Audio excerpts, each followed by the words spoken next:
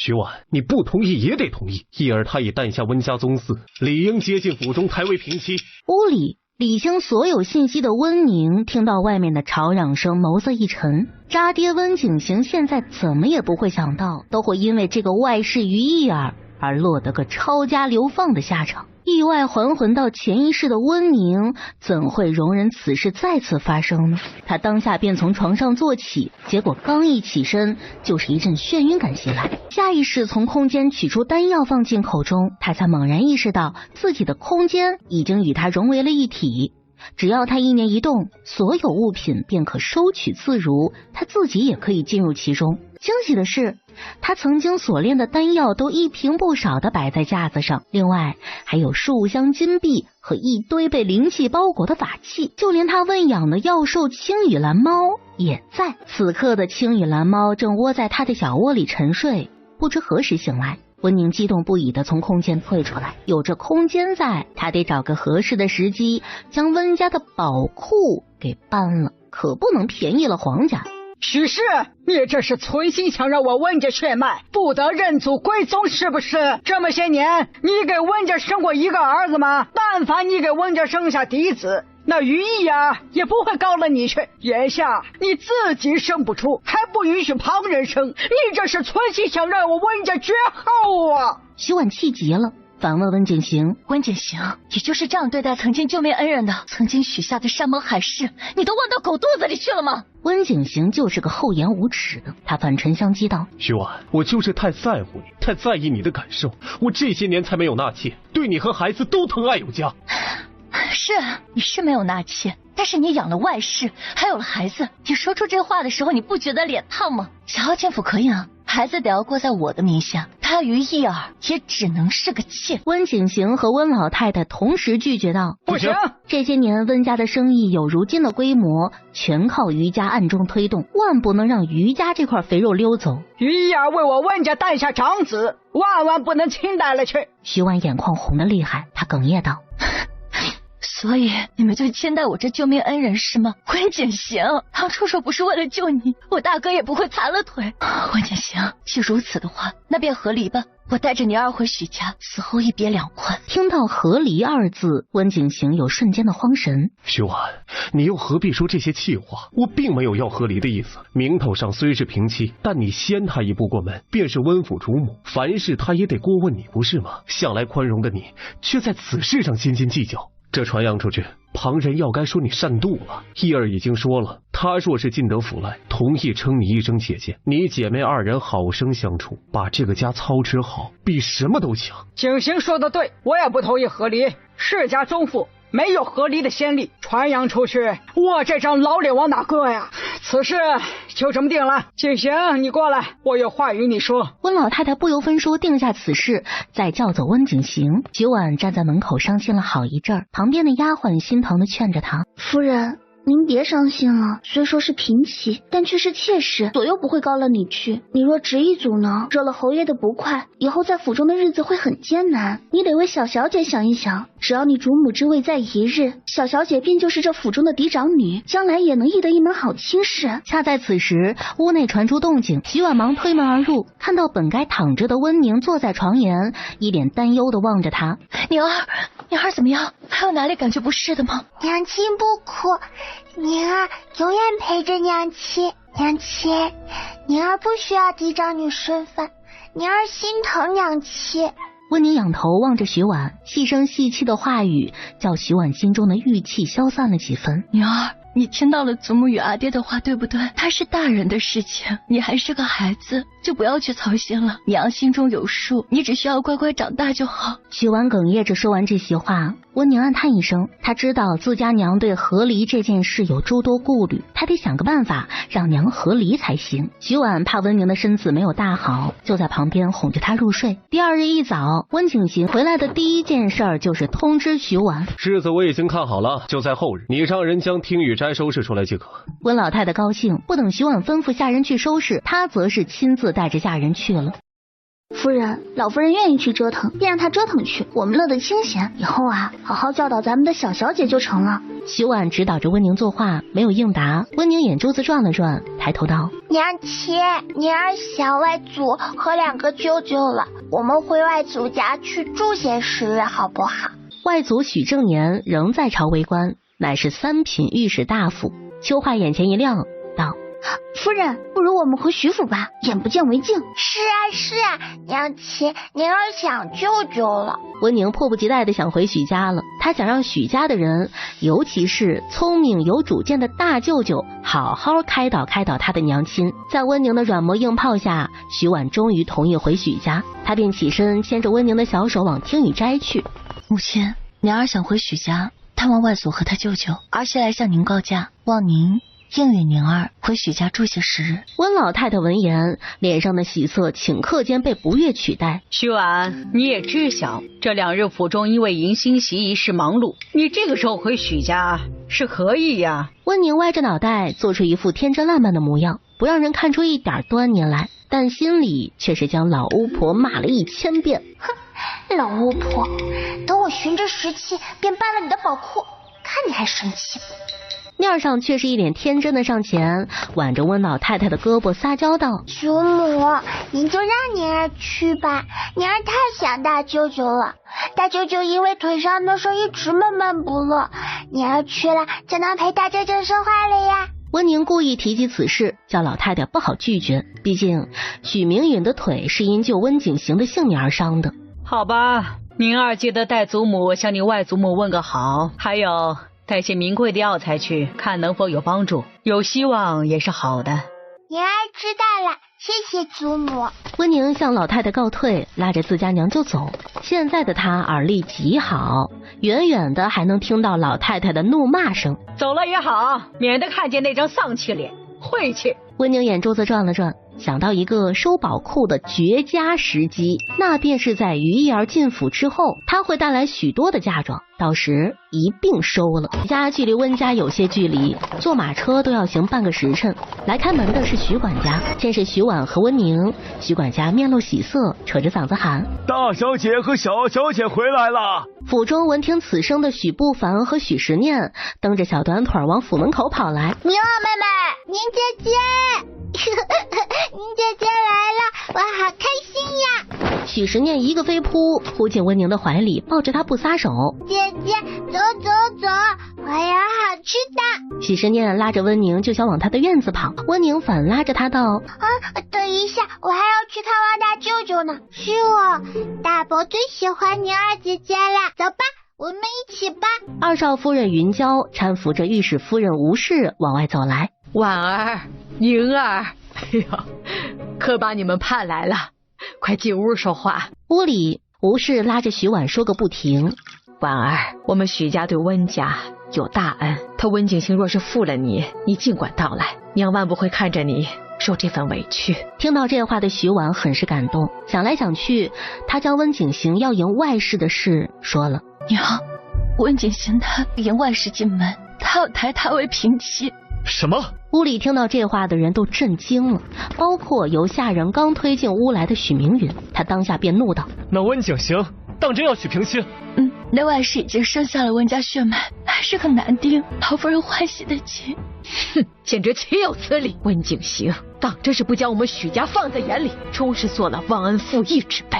随后许明允问了那外室的来历，许婉道：是商户于氏女子，云芳商号便是于家的。依这孩子出生的日期来看，温景行早在去年甚至更早就已经养了外室。这些年温家生意日渐红火，怕是与这女子脱不开干系。许家人都想到了这一层，更气了。忘恩负义的狗东西！妹妹别急，此事总会有法子。没有法子，为保下娘儿的嫡长女之位，我只能妥协，和离都不成。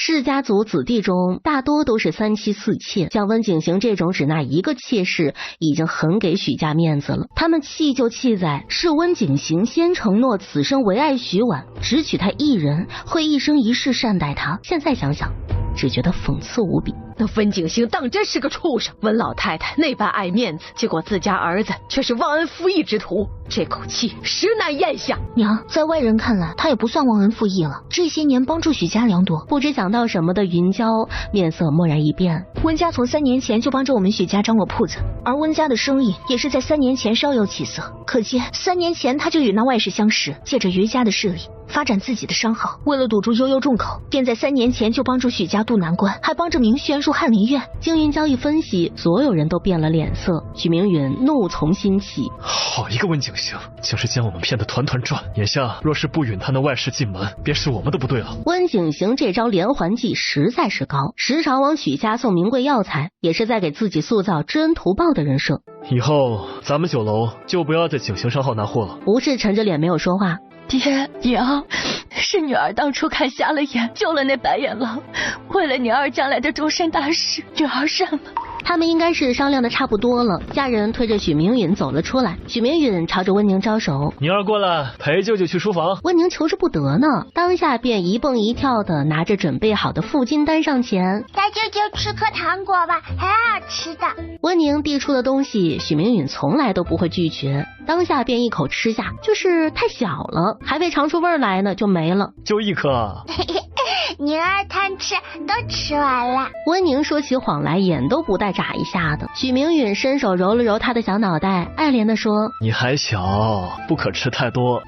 知道。许明允带着温宁来到书房，拿出一幅画来叫他临摹。等一幅画画完，许明轩领着一个大夫过来了。大哥，这位巫大夫是我的一个好友托人请来的，让他给瞧瞧如何？许明允摇头拒绝。二弟，没有用的，让他回去吧，下次别在此事上折腾了。可是大哥，你不是又怎会知晓无用呢？不是你说凡事都要抱有希望的吗？是啊，大舅舅，二舅舅说的对，不试试怎么会知道呀？求求了，大舅舅试试吧。宁儿想看到大舅舅站起来，教宁儿骑马射箭，好不好呀？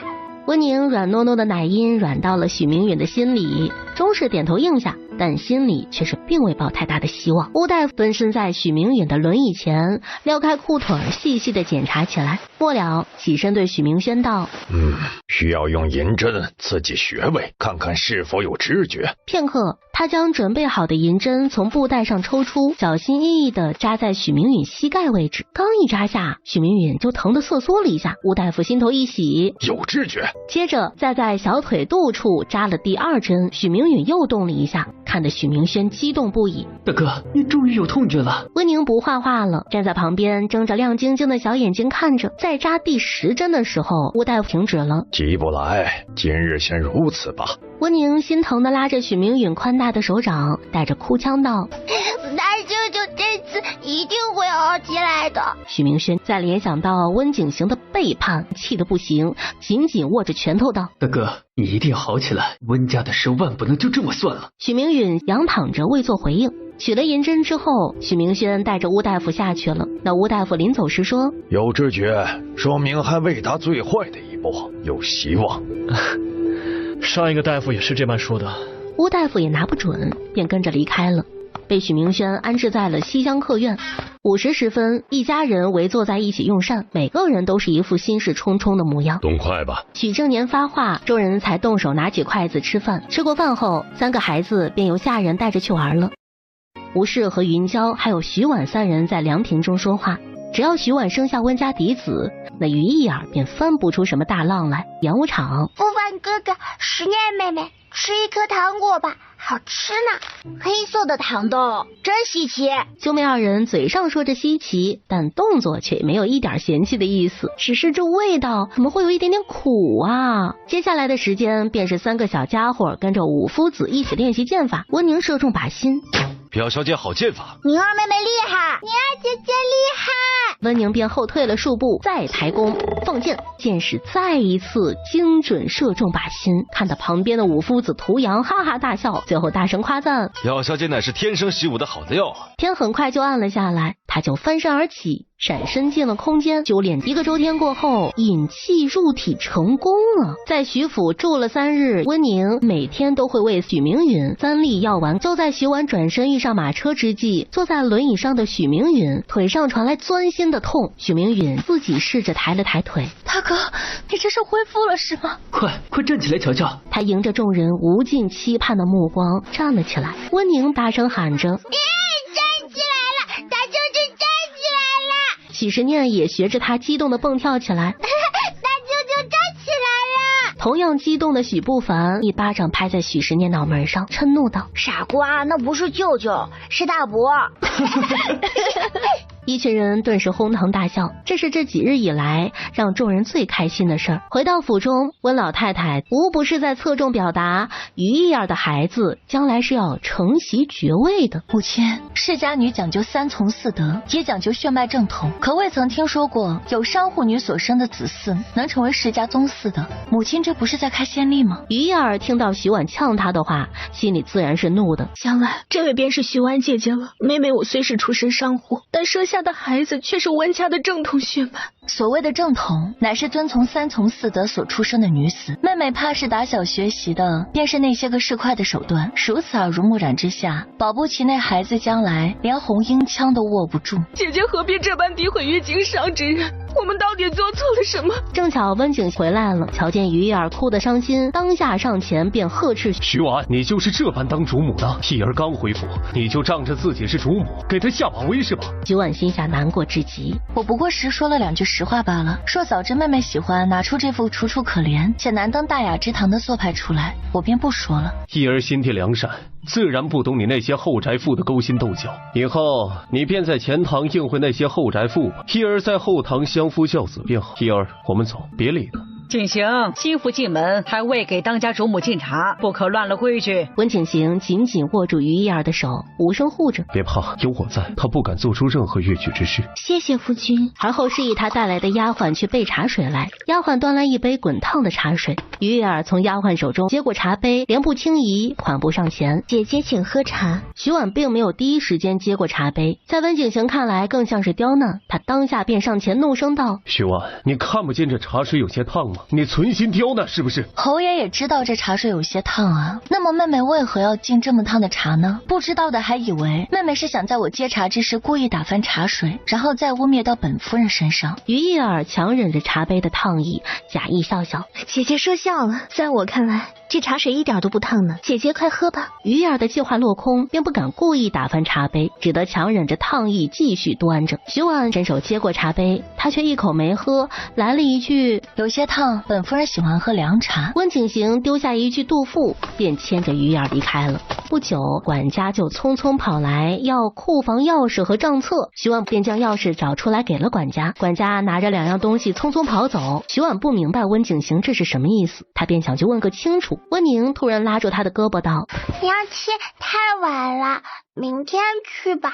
宁儿想听娘亲念话本子。徐婉想了想，便没去，拿出话本小声给温宁念着，最后将他自己给念困了。等徐婉睡熟之后，温宁则是翻身下床，准备去收了温家的宝库。下一刻，房中多了一只青羽蓝猫，温宁大喜：小鸡你醒了！蓝猫口吐人言：主人，你怎都变小了？你忘了吗？我已经老死了，现在还是还魂到前世的状态。瞧我的年好吧，死也带着你。这话怎么听怎么奇怪呀？原来如此，这会儿我要去盗宝，你帮我把把风。走走走，还等什么呀？蓝猫瞬间像离弦的箭一般飞了出去，停留在半空之中，观察了一下四周环境后，再向温宁隔空传音：没人，快走。话音刚落，又来了一句：哎呀，有个戴面具的黑袍人被追杀了，正朝这边逃来，你快些。事不宜迟，将窗户撬开，然后巧运灵力，轻轻松松的跳进去。余家真有钱，嘿嘿，生生生，通通生走，让渣爹和他外室见鬼去吧。出来之后，国王将窗户再关上，刚准备给半空中的蓝猫传信儿，就听到他道：“那个面具黑袍人好惨啊，要被4个黑衣人斩杀了，要不要救啊？”温宁正想说不要多管闲事，就猛然想，战神王爷曾经救过许明允，此人就得救。温宁话刚落，身形就消失在了原地。他飞快地往后院跑去，翻出墙，而半空之中的蓝猫也到了那4个黑衣人的头顶。噗噗噗噗，4个霹雳连环响屁，将4个黑衣人当场崩晕过去。谢星野单膝跪地，温热的血顺着睫毛滴进眼里，只听见一串银铃般的笑声，接着有双小手掰开他的牙关，塞进2颗苦涩的药丸。谢星野努力抬头，身子一软，无力栽倒在地，只听得一道细声细气的小奶音传进耳中：“嘿，不用谢，有人来了！”蓝猫察觉到不远处有人靠近，忙给温宁传话。温宁朝蓝猫招手，蓝猫一个俯冲，用爪子将温宁抓起，飞入半空。温宁看到5道如夜宵般的身影飞快掠过，便猜测这是谢星野的人。不多时，5个着锦衣的男子掠过来。晕过去了，快将王爷带回去，请大夫。他自己则是留下来查看那4名黑衣人，发现也只是昏过去，面露狠意，一人给补了一刀。谢星野的人应该知晓是何人派来的杀手。回去之后，温宁示意蓝猫回空间，他自己脱鞋上床睡觉。天刚蒙蒙亮，秋华就急冲冲地敲响听松斋的房门。出大事了，夫人！守库房的2个守卫晕倒了，锁还在门上，但库房里的东西全都不翼而飞。侯爷和老夫人都气吐血了。什么？徐婉想起昨日于一儿从于家抬来的嫁妆都存了进去，快更衣！是匆匆往温老太太的文轩斋赶，远远的便听到了老太太的哭声。哎呀，到底是哪个杀千刀的贼子啊！一夜之间搬空温家宝库。旁边的于一儿也在哭自己丢失的嫁妆。侯爷，嫁妆也不见了，那贼人到底有着怎样的通天本事？温景行怒急攻心，嘴角涌出血来，浑身颤抖。徐婉进入屋内，虽然有些小小的兴奋，温老太太当下便怒声吼道：“是，库房钥匙由你在执掌，你有不可卸的责任。”母亲，这是什么话？昨日侯爷就让管家来我这儿将库房钥匙拿走，至今未曾归还。我执掌库房钥匙这么多年，库房一点事情都没有，九儿将钥匙一拿走，晚上就出了事。侯爷，可是那钥匙被某人偷走。言罢，徐婉将意有所指的目光落在于一儿脸上。够了，你还嫌不够乱是吗？温景行怒急攻心，直接喷出一大口血来，而后直挺挺地昏了过去。于一儿惊呼一声，扑倒在温景行身上哭泣。徐婉只好着人去报官。只是这一报官，整个京都的人都知道温家库房一夜之间失窃，人们便猜测是有人监守自盗。温老太跑到于一儿质问他：“于一儿，可是你昨晚趁着我们睡着，偷了景行的钥匙，然后安排人盗走了库房，你说是与不是？”于一儿哀道：“母亲，于家最不缺的便是钱财，我犯不着到温家的库房啊。”官差来了，只发现窗户有被撬开的痕迹，怀疑是从窗户盗走。但这也说不通啊，如何在一夜之间箱子抬走呢？2个守卫醒了，惊叫着说看到了一只会飞的怪物，然后又晕了过去。房间温家的下人皆在暗中相传说是于一儿监守自盗。醒过来的温景行听到外间传言，眸子沉得可怕，想到于家的家财，温景行脸上的怒意竟是消散了几分。一儿，昨晚你可有察觉到有人动过？盈盈上前挽着温景行的胳膊，娇滴滴道：“侯爷，妾身并未察觉到有异样。侯爷有武功在身，难道就没有察觉到吗？”温景行一把将于一儿搂在怀中，意有所指道：“昨晚在一儿的温柔乡里，本侯睡得格外的沉。只要一儿听话，这侯府主母之位也会成为你的囊中之物。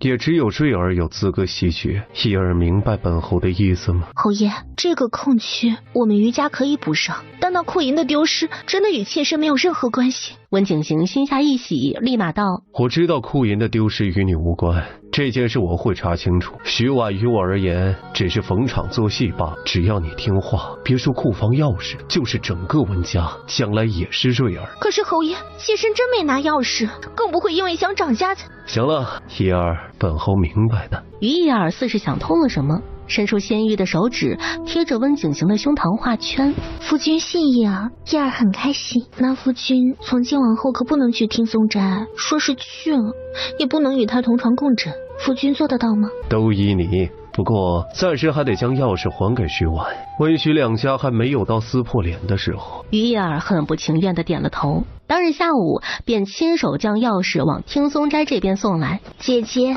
我知姐姐不欢迎，不过我是来送钥匙的。于一儿将库房钥匙随意搁在桌上，并笑着说道：库房里丢失的东西我于家自会补上，现在钥匙就放在姐姐这里了，若是再丢了，那便是姐姐的过错，希望姐姐也能如妹妹这般，说补上便补上。徐婉微微一惊，你将库房补上了吗？自然，姐姐不必惊讶，说是姐姐想买什么尽管去买，妹妹我呀多养两个无用之人还是养得起的。见徐婉皱眉，掩嘴一笑，转身离开。外间守着的春丫看到不远处的温景行朝着这边走来，朝于一儿使来一个眼神，于一儿立马心领神会，行至门口时故意左脚绊右脚朝前跌去。在跌下的一瞬间，感觉身后有人推了他一把，直接将他推出门外3米远，重重摔趴在地上，当场摔断鼻梁骨。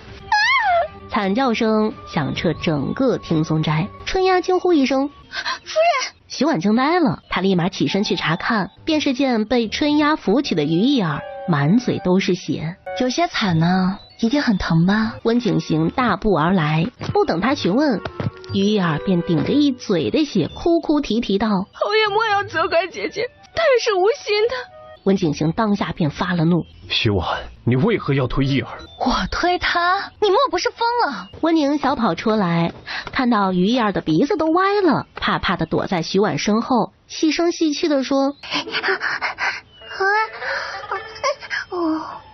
哎呀，鼻子都歪了，像个怪物。姐姐，还是快带树母去治伤吧。”“侯爷！”于一儿被温宁这声庶母给气着了。“你母亲平日里就是这般教导你尊卑不分的吗？”温宁做出一副怕怕的模样，小嘴一瘪，立马哭了出来。姐姐有我，姐姐有了弟弟就不爱女儿了。姐姐好凶，要告诉大舅舅。温景行强行压下内里的火气，耐着性子与他道：“这位乃是爹爹的平妻，是郑夫人，宁儿当称一声余娘。”“不要，姐姐自己说平妻也是妾，便只得称一声庶母。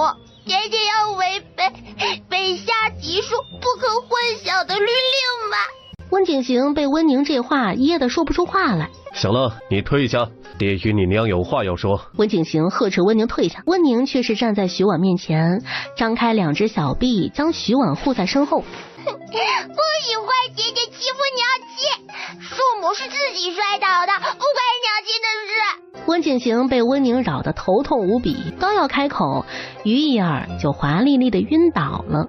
温景行立马抱起他去寻府医，临走还不忘放下狠话：“徐婉，你最好给我一个交代。”“温景行，本夫人行得正坐得端，并没有推他，是他自己摔倒。”温景行却是不信的。徐婉也想不通，兴许是老天都站在他这一边吧。于一儿摔断鼻梁骨，徐婉无比解气。得闲下来后，他在想，那库房会否就是于一儿盗的呢？不然他又怎会心甘情愿的补齐呢？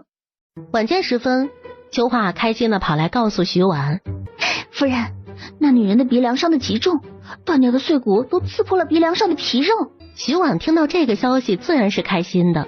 是她活该，走路都能将自己摔成这般惨样。可是夫人，侯爷认定就是你推的，还说要替他讨回公道，而且那个女人的丫鬟好像回余家搬救兵去了。温老太太刚上桌，就怒着脸瞪了徐婉一眼：“许氏，你将于一儿伤成那般，明日他娘家来人问罪，你让我温家如何解释？”“是他自己走路不小心摔伤，不关我的事情。”“这话你自己相信吗？若是他自己摔伤，顶多磕破皮，现在他的鼻骨都折了，如何能是自己摔的？”“那依母亲的意思，于一儿但凡在府中磕了碰了，都是我做的了。没有证据的事情，母亲还是少信为妙。哼，是于一儿亲口所说，还有假不成？是于一儿在诬陷我，母亲难道听不出来吗？温老太太最不喜欢徐婉的便是据理力争这一点。于家这次将咱们的库银补齐了，功不可没，你就不能让着点儿？那库银本就是于家盗的，让他补齐不是应该的吗？哼，我算是明白了，那于一儿分明就是想要夺掌家权，故意为之，简直不将我这主母放在眼中。温老太太快要被徐婉气晕过去。明日你给于家人下跪，请求他们的原谅。说完，不给徐婉拒绝的机会，就由着丫鬟扶着走了，一口饭没吃。老夫人怎么能这样对待夫人？不查清楚就要夫人下跪道歉？徐婉沉着脸吃饭，扒了2口饭的温宁突然抬起小脑袋道：娘亲，宁儿又想大舅舅了。姐姐大概还不知道大舅舅的腿好了，将大舅舅请来，给姐姐一个惊喜吧。徐婉面上的神情明显一愣，而后笑了。好，明儿就请大舅舅过来看宁儿。温宁这一句无意的话让秋华眼前一亮。明日大公子一定会给侯爷一个惊吓，有大公子在，看老夫人敢不敢让夫人下跪。此时的战王府寝殿内跪了一地的锦衣暗卫，让他们惊讶的是，昨日还奄奄一息的王爷今日就能坐起来了。没有找到吗？回王爷，京中会医的姑娘都查过了，他们并未在昨夜去过永乐街，并且他们的声音也并非王爷所听到的如孩童般。谢星野垂眸沉思着，继续暗中探查，切莫走漏风声，给他带去麻烦。这方徐婉将温宁哄睡后，就回了自己的房间。天刚蒙蒙亮，温景行就怒气冲冲的来了。徐婉，一儿伤得极重，一会儿于家来人，你必须给一儿下跪，并赔礼道歉。温景行，我是你的妻，你不觉得堂堂侯夫人给别人下跪丢你永昌侯府的脸吗？我乃是温府主母，纵然是想要打杀一个低贱的奴婢，也是无可厚非的。你却叫主母给一个低贱之人下跪，传扬出去，你还要脸面吗？此事的确是你不对在先，到时你给于家人下跪，有本侯在，谁也不敢外传。你就先委屈一下，过了于家这一关。此番于家补齐了库银，与我温家有恩，在这个时候得罪于家，与你与温家都不利。为了温家，你就委屈一下，行不行？不行，于燕儿自己摔了跟头，与本夫人何干？迎着温景行充满怒意的脸，徐婉又道：温景行，你所谓的为爱，仅仅只能维持6年啊！当初救你时，你口口声声说救命之恩当以身相许，这就是你的以身相许吗？今日你能弃了我引你的外室入府，明日你照样能够弃了于燕儿，迎娶你另外一位心上人。承认吧，温景行，你就是一个混蛋。你！温景行气怒之下抬起了巴掌。坏姐姐，不准你欺负娘亲！温宁正好小跑过来，见此情形，忙小跑上前，叉腰挡在徐婉身前，那奶羞奶羞的模样十分可爱。当然，此时无人欣赏她的可爱。想打我是吗？温景行，早知你是这般无情无义的混蛋，当初我就不该救你，就该任由你死在乱刀之下。哼，徐婉，后悔也没用。如今的你是我温景行的妻，死也只是我温景行的妻。你当与我温家荣辱与共，你好好想想吧。说不给于家一个交代，于家会做出什么事来，我也保不住你。说完，温景行气冲冲的离开。姐姐，你慢些，宁儿送送你。温景行怒气未消，听到温宁的声音更来气，脚下走得很快。温景行就这样摔趴在门槛之上。哎呀，姐姐也在这个位置摔倒了呀！哎呀呀，昨儿庶母也是这般摔倒的呢。庶母身子轻巧，一摔就摔出门外去了。幸亏姐姐孔武有力，不然也得摔出门去不可。姐姐，你没事吧？出血了！姐姐已经很疼吧？爹爹不疼，宁儿别哭了，快去洗漱吃饭吧。这点伤对爹爹来说不足挂齿。姐姐真厉害，不凡哥哥总夸姐姐是大英雄，是勇敢的勇士。不凡哥哥很是崇拜姐姐呢。回去吧，让你娘给你洗漱。说完走了。娘亲，娘的乖孩子。秋华笑着上前安慰徐婉。夫人，方才侯爷摔那一下，足以证明那个女人是自己个儿摔的，夫人不必忧心。温景行回到听雨斋，向于燕儿解释说，是听松斋的门槛太高，才导致摔倒，这件事与徐婉无关。于燕儿惊呆了，他见温景行磕掉了一颗牙，心中像是见了鬼一般。侯爷，昨儿妾身是真的感觉到身后有人推，并不是在污蔑。侯爷方才可有这种感觉？并没有，燕儿许是生了孩子不久，有些疲惫，出现了幻觉。侯爷，有没有可能我们府上真有怪物？是吧？我还有事。丢下这句话，他就离开了。他忙着去寻府医修补自己磕掉的牙齿。早膳过后，于家来人了，来的正是于燕儿的弟弟于青葱。大人那位，给小爷我滚出来！徐婉大步跨出门去。于家小子好大的威风啊！我温家后宅何时轮到一个外男撒野？你是死了娘无人教导你南不入内吗？我是来为我姐讨一个公道的。你就是你，害得我姐卧床不起。我于青葱要你立刻跪下道歉。你要何人向你下跪道歉？恰在此时，拱门后响起许家大公子许明允充满怒意的声音。得到消息的温景行堪堪赶过来，正巧与一身白袍的许明允撞个正着。大哥，你的腿怎么？我的腿可以站起来，让温侯爷很失望。不，大哥哪里话，我高兴还来不及呢。我不知道这件事，所以很惊讶罢了。所以啊，你是觉得我妹妹无娘家人撑腰，便任由你伙同外人欺压是吗？大舅舅，不要责怪姐姐了，姐姐只是叫了一个坏人打骂娘亲，并没有多叫。而且姐姐今早为了过来提醒娘亲给坏人下跪，都磕坏牙齿了呢。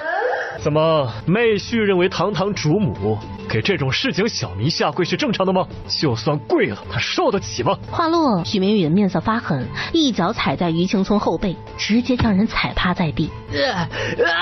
放开我！我是于家。管你是于家还是吴家，本将军让你死就得死。他迟早会夺回曾经的一切的。哎呀，好惨啊！看你还敢欺负娘亲！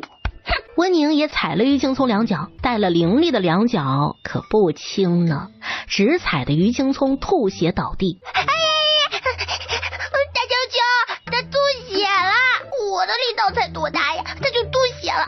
装的，一定是装的。那个来者是客，大哥先去正堂吃茶如何？温景行想替于青葱解围，许明允皮笑肉不笑道：这件事还未解决，妹婿认为这茶好喝吗？也不知这偌大的侯府，若是落到温景州手中，又将会是一副怎样的场景？许明允这话威胁之意十足。温景州是温家庶子，但因为手足相残，被之前在世的温老爷子逐出家门，至今下落不明。说是许家与温景州联手，还真不好说呀。无法，温景行强忍着怒气向于青葱解释：你写的伤是他自己不小心摔的，这不，我方才也在同一个地方摔了一跤，连牙都磕没了。你一个外男，未经本侯允许，擅自闯入后宅，错在先，你就给夫人道个歉吧。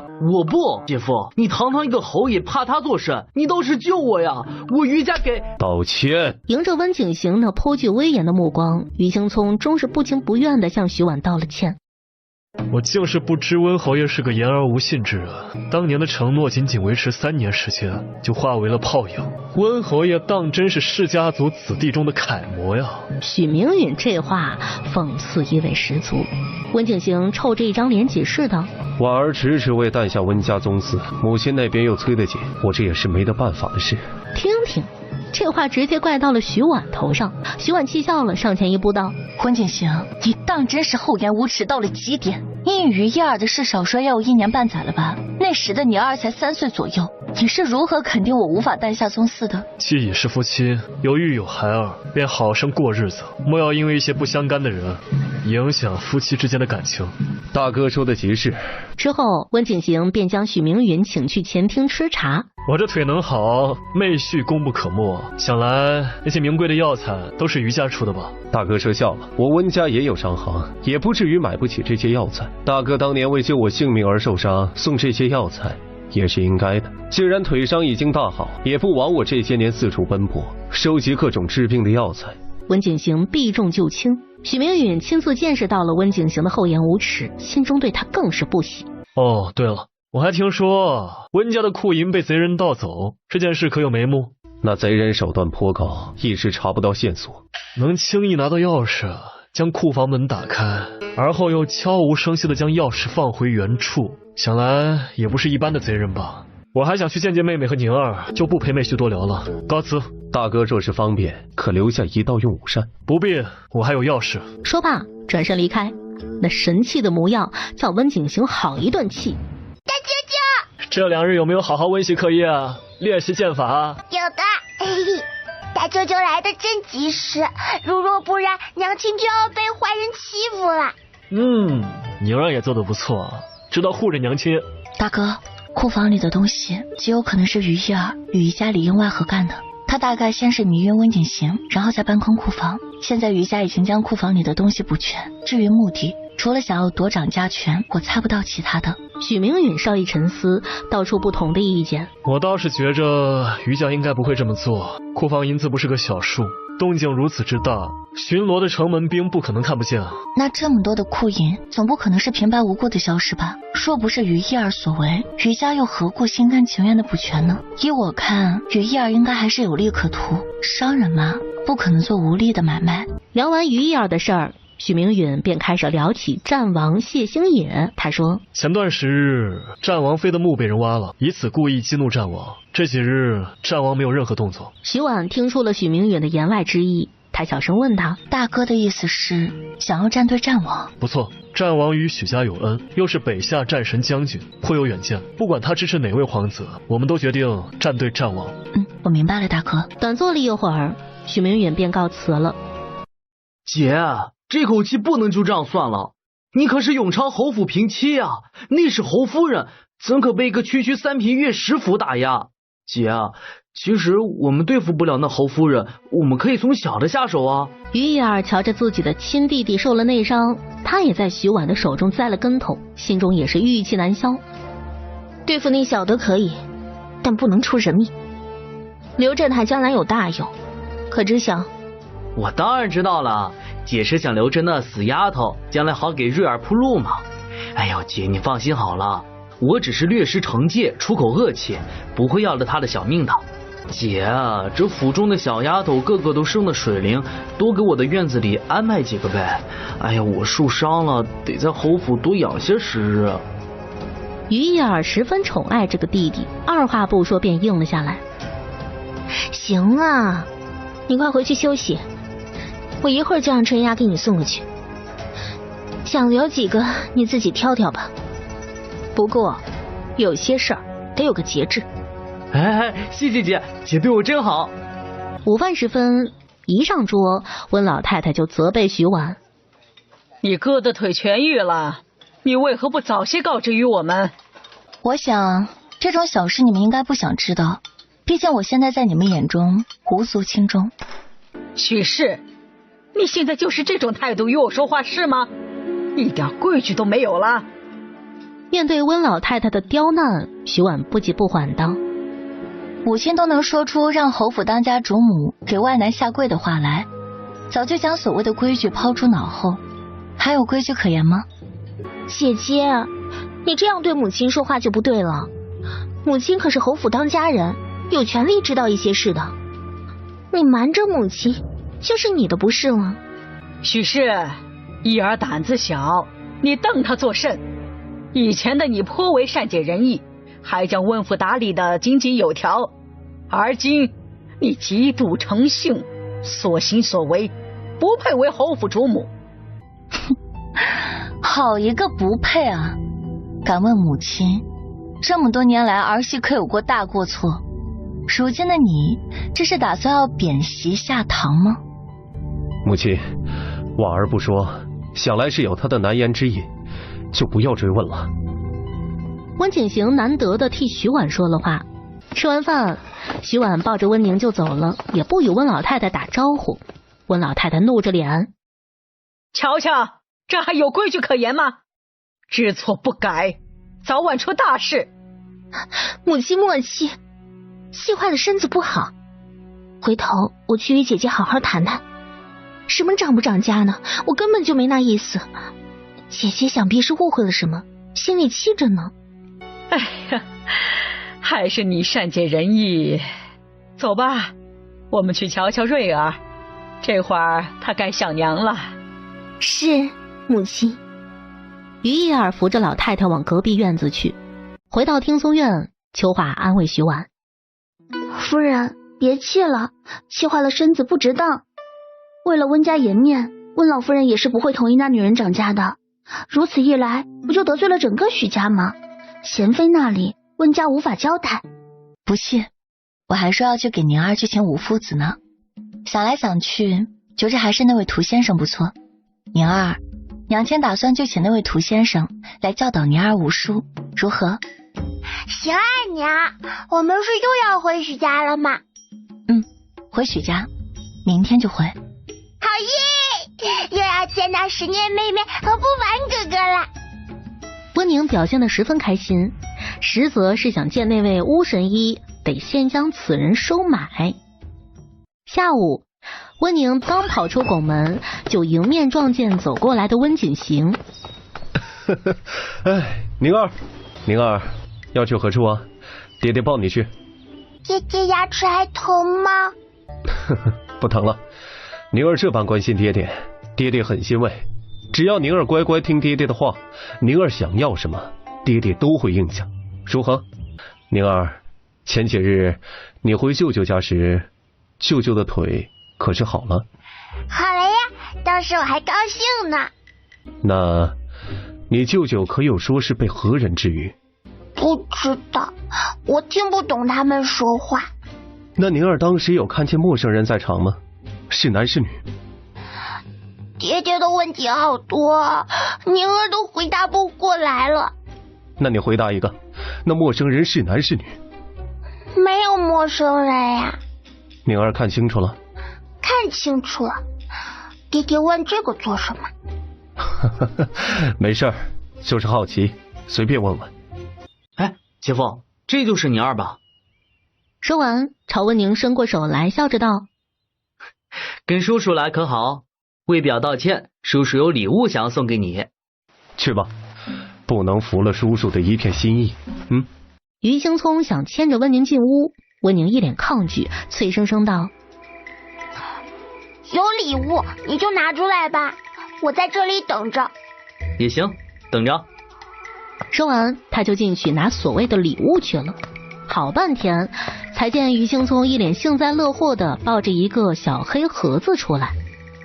是蜘蛛，主人小心些，有毒，不致命，但会起疹子。星羽蓝猫的声音响在温宁脑中。等于青葱将盒子递过来时，温宁表现出很是喜欢的样子。一看就很好玩，我去拿给爹爹瞧瞧。说完转身就跑，根本就没有当场要拆开看的意思。嘿，那就打开。喂，你干什么？于青松完全没有料到温宁拿着盒子就跑。正常人不该先打着看看吗？我的天啊，这要是让温景行知道了，那还了得啊！一念思罢，于青松拔腿就追。为了不让温景行知道他使坏，他是拼了命的追呀。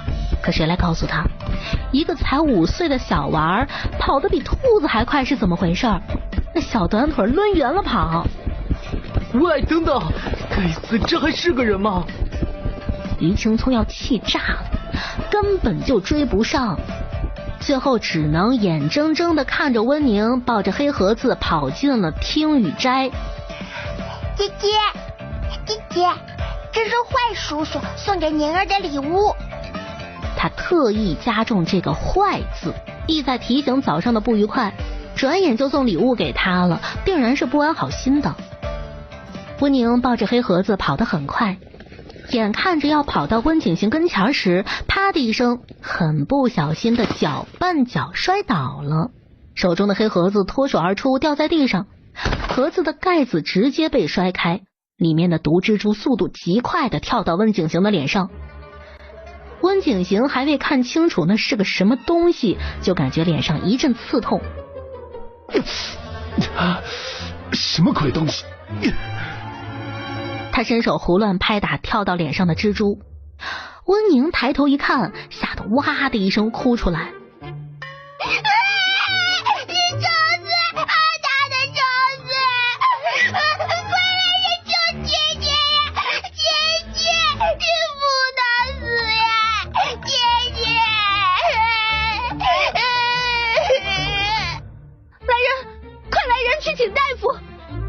于一儿见状，哪还有不明白的，心中暗骂于青葱愚蠢。他用什么办法不好，偏生要采用这种明目张胆的法子。那只蜘蛛一跳到温景行的脸上，就咬了他一口。他紧紧附着在温景行的脸上，誓要将那毒牙刺入肌肤之中。后面冲进来的于青葱吓坏了，连忙上前去帮忙。结果他刚一动作，那毒蜘蛛就逃了。只听到于一儿的尖叫声，才惊觉毒蜘蛛又跳到了于一儿的身上。下人们冲进来一大片，手忙脚乱的才将那只行凶的毒蜘蛛给打死。温宁哭得好不凄惨。姐姐，你的脸怎么了？姐姐，你不会死吗？管家也赶来了，瞧见温景行红肿一片的脸，吓了一大跳，惊声道：侯爷，蜘蛛有毒！众人回头一看，纷纷吓得面色大变，又红又肿，还起了很多小疹子，已经看不清温景行的本来模样了，可见这蜘蛛有多毒。温景行这会儿也感觉到面部瘙痒难耐，怒不可遏。来人，将于青葱抓起来！他没有忘记温宁方才的话，这盒子里的东西本是送给温宁的，若不是温宁欢天喜地的拿给他看，遭殃的便是他的女儿了。于青葱这是要干什么？想杀他的女儿是吗？温景行气得火冒三丈。大夫很快就赶来了，忙着给中毒的温景行施救。不过片刻功夫，于一儿也痛痒的尖叫起来。我也被咬了，原来有毒呀，好可怕！姐姐，你会好害怕。温宁被一个丫鬟抱着轻哄，她紧紧搂着丫鬟脖子，小身子抖得厉害。别怕别怕，大小姐别怕，那蜘蛛已经死了啊。可是姐姐，她中毒了呀，她会死吗？姐姐，我不能没有姐姐。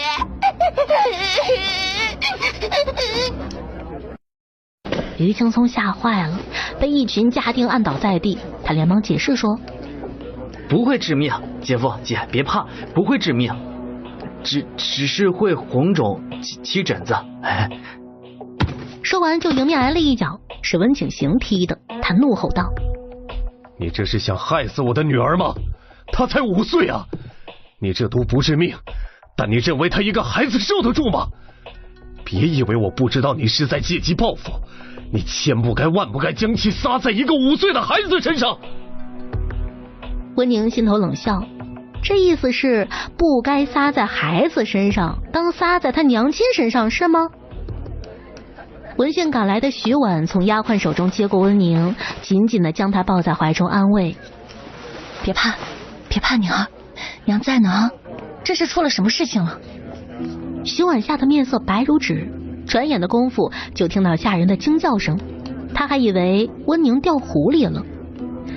温宁呜呜哭着将事情的经过说了一遍，气得徐婉抓过桌上的茶杯就朝着于青葱的头顶砸下，力道之大，直接将他的头顶砸出一个血窟窿。如此徐婉还不解气，命令下人去拿棍子来，是要抽得于青葱跪地求饶不可。但温景行没有发话，没一个下人动的，温景行，你为什么要抱宁儿过来听雨斋？你差点害死女儿了，你可知道？若是宁儿有个三长两短，我许家不会放过你的。温景行也气着了。于青葱可以动徐婉，但唯独不能动他温家的血脉。来人，送官！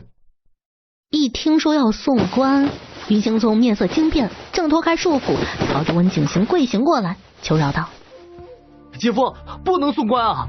姐夫，你是我亲姐夫呀，这毒真的不致命，我根本就没想过要伤害小宁儿，我只是想给她一个教训罢了。哎呦，姐夫你饶过我吧，姐夫我知道错了，要不这样，你随便开个条件，要多少你随便说，好不好啊，姐夫？于青葱就是个欺善怕恶之辈，见温景行动真格的了，立马就怂了。他生怕温景行将他送官，忙给于一儿使眼色。没有办法，于一儿不可能看着自己的亲弟弟被送官，只得替他求情。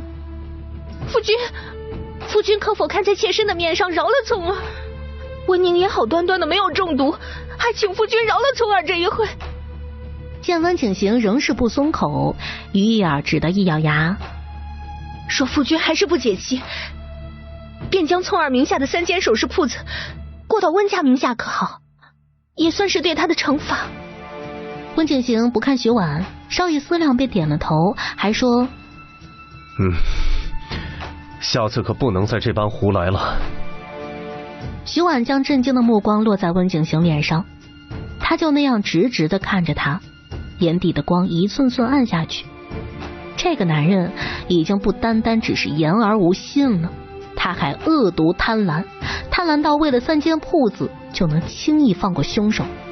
说什么争宠诞下温家宗嗣，为了嫡长女这个身份继续留在温家，他今日险些连自己的女儿都没有护住啊！温景行，他开口，声音沙哑的像是吞了碎瓷片。他冲温景行吼：你这是在养虎为患，你懂吗？他差点害死女儿。温景行猛然看过来，对上徐婉看他厌恶与失望的目光，神情上并未有太大的波动。来人，将受惊的夫人和小姐带下去，命人好生看护。果然是无知的女人，徐家的3间首饰铺可抵半个温家了。孰轻孰重他还是分得清的。管家亲自护送徐婉和温宁回青松斋。温宁仰头瞧着徐婉眼中的失望、痛苦还有挣扎，他觉得劝离的机会来了。娘妻，我们回外祖家好不好？永远回外祖家，不要再留在温家了。宁儿不想看到娘亲伤心。说完，伸出手小心地拭去徐婉眼角的泪花，小心翼翼的模样软化了徐婉的心。只听徐婉抽噎着道：好，我许家连命都没了，还要嫡长女的身份做什么？温宁听到这话很开心，他的娘亲终于下定决心要离开温家了吗？于青葱躲在房间里发了好大一通火，他万万没想到温宁拿到礼物不第一时间拆开看，而是拿去给温景行。小家伙到底是无心的还是有意的呢？今日之事，偷鸡不成反蚀米，叫他如何咽得下这口气？主人，可要我过去吓死那个狗东西？听了蓝猫的话，温宁摆手：不要，我还要留着他去杀丞相的外戚呢，到时候自然有人收拾他和温家。今日之事，那小子吃了大亏，估计还有后手。等到他将铺子赔完，我再去库房收一波。这主意倒是不错，新脑子就是好用。温宁瞪他一眼，丢下修炼二字，便盘腿坐在蒲团之上，屏息凝气，开始修炼。2日一早，徐婉带着温宁和秋化回许家。3人刚走出府门，温景行这边就得到了消息，由他去。夺嫡迫在眉睫，无知的妇人根本就不知道余家的3间首饰铺于他而言有多么的重要。很快，徐婉就来到了许家，他让管家将3个孩子带去演武场，自己则来到书房，与许正年以及2位兄长商议。合理？妹妹，你想好了吗？讲完事情的经过后，二哥许明轩不确定地问道，语气里难掩惊色，当然也痛恨温景行。许婉肯定地说，我想好了，温景行现在一心只有于一儿和他的儿子，连娘儿的命都不顾，如此还留在温家做甚？许明允细细分析着许婉的话，而后道，贤妃那边肯定不会同意温景行与你和离，我猜测温景行与3皇子暗中有动作，而最大的支持者正是于将。这也有可能是温景行接近于一儿的最大目的。想要成功和离，首先得扳倒贤妃。目前这件事不是我们能做到的。还有，我得到消息，战王在寻一名神医女子，若是我们帮他找到此人，想来可以找他帮忙，从而也能表达他们许家的立场。末了，许明允又道，妹妹这段时日密切关注一下温景行与于家的动作，也许会有不一样的收获。许婉略一思索后应下来。这方温宁与许不凡和许时念在演武场练习剑法，温宁还是一如既往的精准，小小年纪就被涂阳称赞为神箭手。他发现温宁不管多远都能精准地射中靶心，这是他有生以来所见到的第一人，简直就是天生的神箭手。好了，接下来练习剑法。涂阳笑着接过温宁手中的弓箭，让他去寻一根树枝当箭。等涂阳将弓箭放好，再回过头来，发现温宁手中举着一把锋利的长剑，还有模有样的原地舞起来。他大惊，边喊边快步过来夺剑。表小姐不可，危险！温宁嘻嘻一笑，结果下一刻手中长剑很不小心地刺到了自己的手指。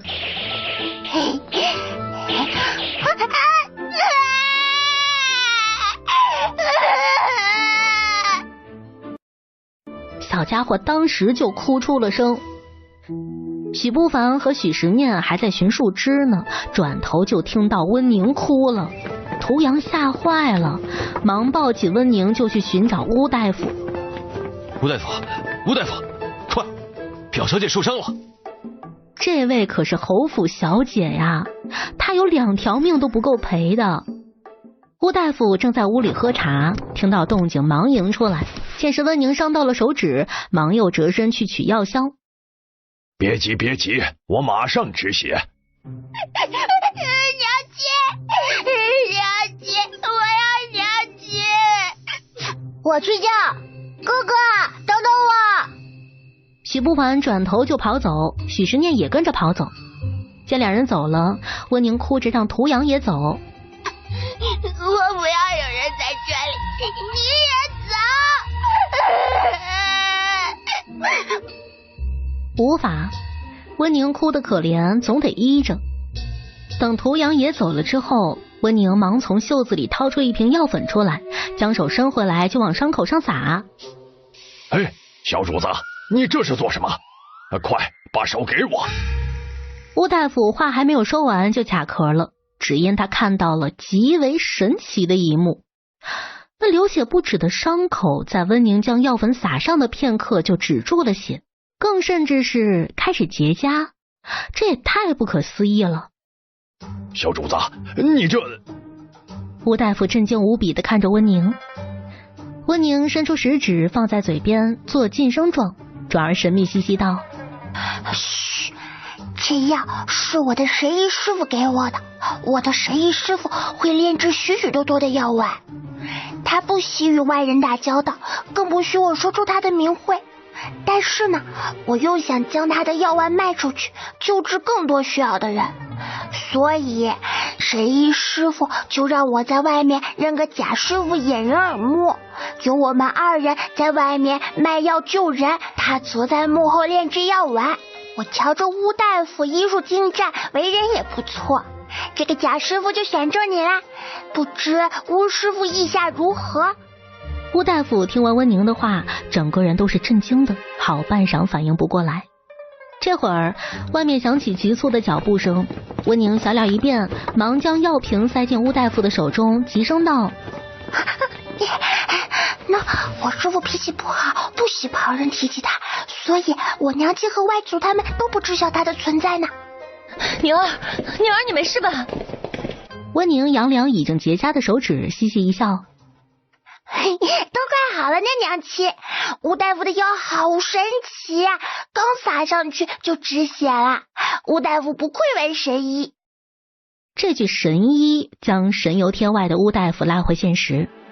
他猛然间意识到一个问题，那就是许明允的腿可能不是自己治好的，而是温宁背后的那位神医。他不想露面，便借他之手治好了许明允的腿。想法一出，便一发不可收拾起来。他握着药瓶的手都有些颤抖，这可是一袋神医的药啊，就这么水灵灵的送给他了，他就不怕自己偷师学艺？不等他说什么，温宁软糯糯的声音再次传来：娘亲，宁儿也想学医，宁儿想跟吴大夫学医，想认吴大夫做师傅，好不好？吴大夫整个身子一抖，这小丫头说话口齿明了，条理清晰，且又十分的聪慧，是寻常孩子比不了的。这也许就是那位神医秘密收下她的原因。小丫头这般小，不会什么医术，但她身上肯定有不少那位神医给的药。那位神医就是想通过她将所制的药丸卖给更多需要的人，如此这般她也不会暴露自己，真是太好了。她没想到她这个半只脚都快踏进土的人还能得到神医的重用。她行医就是为了治病救人，眼下能救到更多的人，她高兴还来不及，怎么会不同意呢？徐婉看了乌大夫一眼，略有些尴尬，再对温宁道：宁儿，乌大夫恐怕不会收。徐婉徒字还未说出口，就听到乌大夫说：收？怎么不收啊？老夫瞧着这位小主子颇为聪慧，又对医术这般痴迷，正好老夫也缺个徒弟，若是小主子不嫌弃的话，老夫就收下了。除了徐婉，许家其他人也都来了，都担忧的围在门口。听到巫神医说要收下温宁，个个惊喜莫名。这位可是神医呀，待将来温宁也算是小神医了。太好了，宁儿想学什么，我们都全力支持。许正年高兴地说着，许明允是最高兴的。他就想将温宁和许不凡还有许时念培养成全能性人才，最好是样样精通，出门在外不管遇到何种紧急事件都能很好的应付。太好了，宁儿，巫神医收下你了。徐婉开心的搂住温宁，不说别的，若是再遇到昨天毒蜘蛛事件，温宁也有自保的能力。乌大夫应下收温宁为徒一事，许家上下皆大欢喜，当下就给温宁准备拜师礼。乌大夫略有些紧张的看向温宁，毕竟他是有师傅的人，自己只是一个掩人耳目的假师傅啊，行了拜师礼，那位神医会不会怪罪啊？温宁朝着乌大夫使眼色，示意他莫要拘谨，真真假假不过一个称呼罢了。温宁真正想要的只是一个替他掩人耳目的人，若是谢星野寻迹查到他身上，他也好有个解释。他也不怕乌大夫偷师学艺，这些丹药的成分根本就不是这方小世界能有的东西。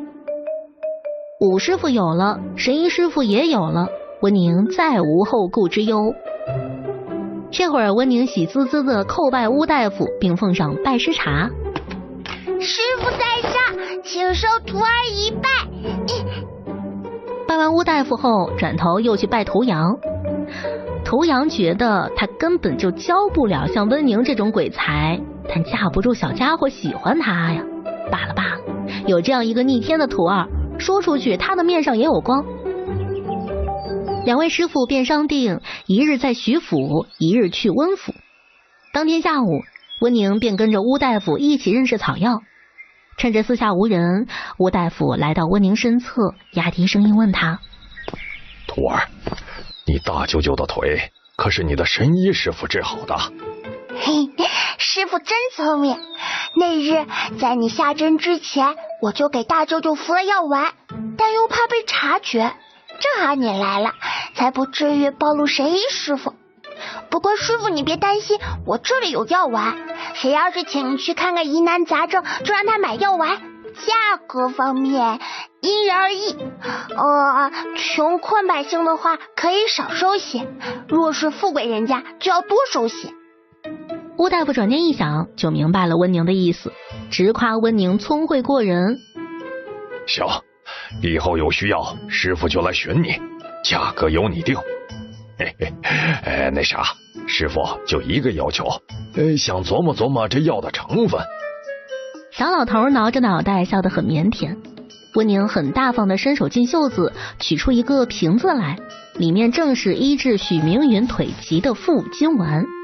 他很大方地将这一小瓶给了巫大夫。那师傅给这瓶复金丸和那瓶止血愈合散就给你琢磨了，切记莫要说出神医师傅的存在，若有人问起，就说是你自己研制的。拿到2瓶药的巫大夫激动的眼眶发热，连连道谢。谢谢小主，呸，谢谢小徒儿，为师定当替你神医师傅广施善缘。这一看就是个善良的神医呀，太感动了。闲聊间得知，巫大夫本名叫巫清，相熟的人唤他巫老。他喜欢四海为家，走南闯北，从未收过徒弟。温宁是他这一生唯一的徒弟。再待了一会儿，温宁便跟着徐婉回温家了。一回到温家，温景行就着管家来请徐婉去书房。徐婉不想给温景行好脸色，但眼下他仍是温家媳，便只得继续维持着表面的和谐，与他周旋。侯爷唤我来何事？温景行走到门口，左右张望，确认无人后才掩上门，转身时也换上一副深情模样。婉婉，取于一儿不过是权宜之计，我心里自始至终只有你。温景行边说边伸手过来拉徐婉，徐婉下意识退后一步。见状，温景行眼眸中闪过一抹痛色，再轻声开口：咱们夫妻6年情分，哪是于一儿2年能比的？你知道姨母在宫中处处需要银钱打点，唯有她得宠，温家才能步步高升。说表弟能登大位，咱们便是从龙功臣，将来封王拜相不在话下。你懂我的苦心吗？徐婉心中只觉得温景行恶心，若只是权宜之计，又怎会生下孩子呢？他以为他还是当年那个任由别人摆布的无知之妇吗？不过眼下他懒得与温景行周旋，弄清楚他与于家的真正意图比较重要。徐婉强忍着心中对温景行的反感，对他道：我只有一个要求，便是要保护好宁儿，她也是你的亲生女儿。见徐婉这样说，温景行面上一喜。为夫知晓，待这件事过后，为夫会亲手杀了于青葱，替明儿报仇。只要婉婉相信为夫，为夫就放心了。徐婉拿帕子假装擦拭眼角，哽咽开口：父母兄长都劝我，一日夫妻百日恩，既已成婚，自当是夫唱妇随。他们还说，若能再添个孩儿，夫妻情分才更能稳固。徐婉的话说得有情有理，温景行挑不出错出来，一高兴便说：那好，今晚为夫便回听松斋，夫人一定要等为夫。听到这话的徐婉神色微动，但很快恢复如常，平静回答：妾自当恭候。看着徐婉离开，温景行嘴角掀起一抹意味不明的笑意。看来许家这是没有搭上战马，反倒回头是岸了。娘亲，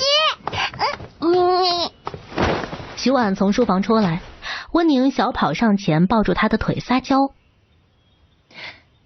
娘亲抱抱宁儿。”徐婉将温宁抱起，往听松斋而去，边走边道：“不是让秋华带你去玩了吗？怎么蹲在此处？”宁儿怕娘亲受委屈，便在此等着了。想到方才偷听到的谈话，他欲言又止。这么远的距离，在正常人看来是不可能听到里面的谈话的。他若突兀问起，只会让徐婉起疑。罢了，今晚再看看情况吧。他不信自家娘亲在受了那般多的委屈之下，还能淡定地委身于温景行。晚间饭桌上，温老太太愈发看不惯徐婉，一上桌便开始数落：“身为当家主母，成日往娘家回，成何体统？不知道的还以为在温家受了天大的委屈。”不等徐婉说话，温景行笑着替她解围：“母亲，这次你错怪婉儿了，她是因为有重要的事儿才回了许家。先吃饭吧。”温景行那句亲昵的婉儿，听在于一耳中如针扎一般难受。他明明在自己面前承诺过与徐婉已经没有了感情，为何今日又这般亲昵地称呼她为婉儿？侯爷，今日这鱼汤甚是鲜美，妾身给你盛一碗吧。他的声音娇滴滴的。侯爷，快尝尝，你以前最爱喝这个。于一耳特意加重以前二字，还拿余光去瞥徐婉。不错，味道的确鲜美。可不是嘛，那侯爷便再来一勺可好？于一耳笑意盈盈，感觉自己就像是个胜利者。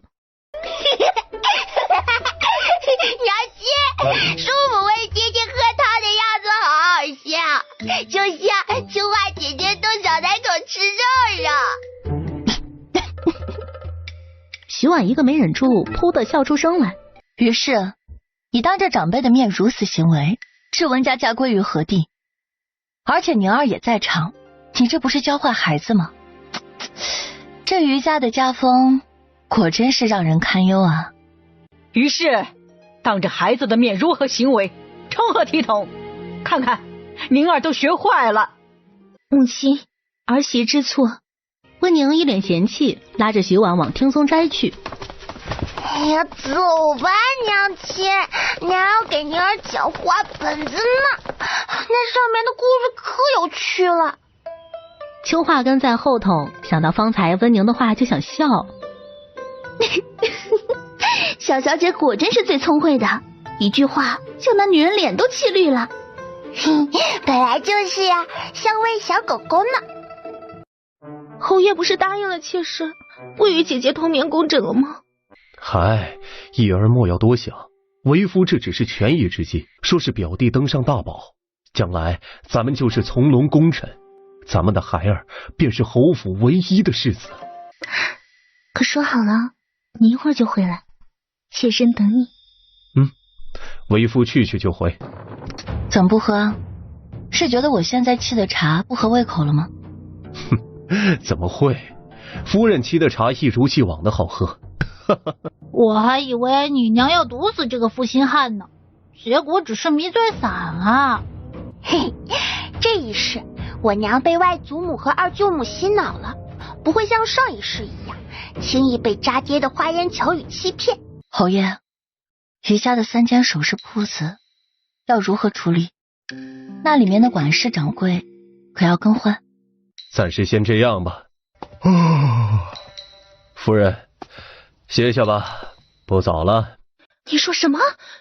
一夜叫3次睡，好个狐狸精！走，去把侯爷抢回来。于姨娘，你不能进去，侯爷和夫人还未起身。滚开，混账东西！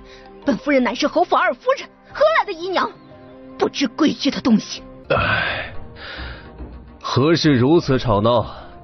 侯爷，昨晚瑞儿没有见到爹爹，吵了一整晚，妾身怎么哄都哄不好，先回去，我一会儿就过来。是，妾身告退。嗨，昨晚侯爷在听松斋叫了3次水呢。我看啊，侯爷对夫人还是在意的。可不是嘛，任那于夫人手段再高，也高不过夫人去。夫人可是咱侯府的正经主子啊。若此举夫人一举得男，就是侯府的嫡子，那于夫人的孩子啊，只能算是个庶子。听到这里的温景行眸色深了深，抬脚往天宇斋去。一儿，一儿，有怪物，有怪物在听松斋。哪里来的怪物？一儿，你到底在说什么呀？侯爷，听松斋真的有怪物。上次妾身不是说有人推我吗？这次您猜怎么着？是有东西咬了妾身的腿。你先休息一下吧，许是昨晚等了一宿，没有睡好，产生了幻觉。昨夜妾身苦等侯爷一宿，侯爷却在听松斋叫了3次水。侯爷，你这么快就忘了以前的承诺了吗？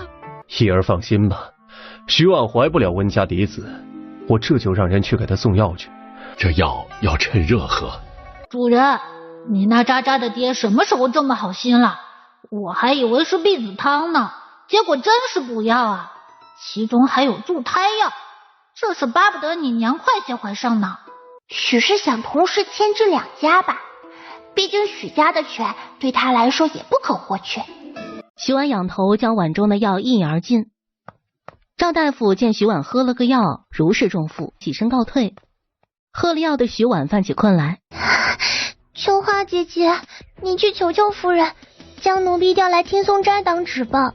于夫人将奴婢赏给那位于公子，说是要对他的要求有求必应。